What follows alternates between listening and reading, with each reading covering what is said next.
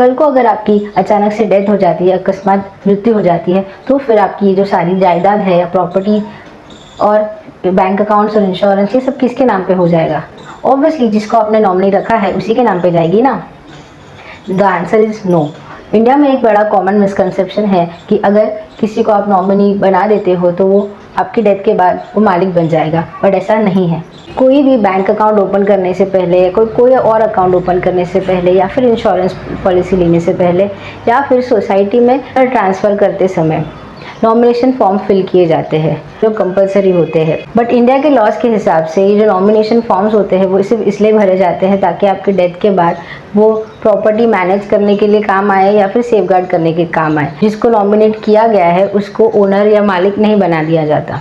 For example, ए की बीवी B काफ़ी टॉक्सिक है और वो उसे अपनी कोई भी प्रॉपर्टी में हिस्सा नहीं देना चाहता, तो वो क्या करेगा, वो अपने बेटे या बेटी को नॉमिनी बना देता है अपने हर असेट्स में या हर इंश्योरेंस पॉलिसी में। बट ए की डेथ के बाद होगा ये कि ए के जो सारे असेट्स और प्रॉपर्टी है वो उसके as per law of succession जो उसे गवर्न करता है उसके हिसाब से डिवाइड होगी। जैसे कि इंडिया में हिंदू, बुद्धिस्ट, सिख्स के लिए हिंदू सक्सेशन एक्ट फॉलो होता है और क्रिश्चियंस के लिए इंडियन सक्सेशन एक्ट फॉलो होता है। ये एक्ट्स हमें ये बताते हैं कि अगर किसी की डेथ हो जाती है इंटेस्टेड, यानी विल बनाए बिना अगर कोई मर जाता है और उसकी कोई प्रॉपर्टी है, तो वो प्रॉपर्टी किस तरह से कौन से फैमिली मेम्बर्स के बीच में डिवाइड होगी।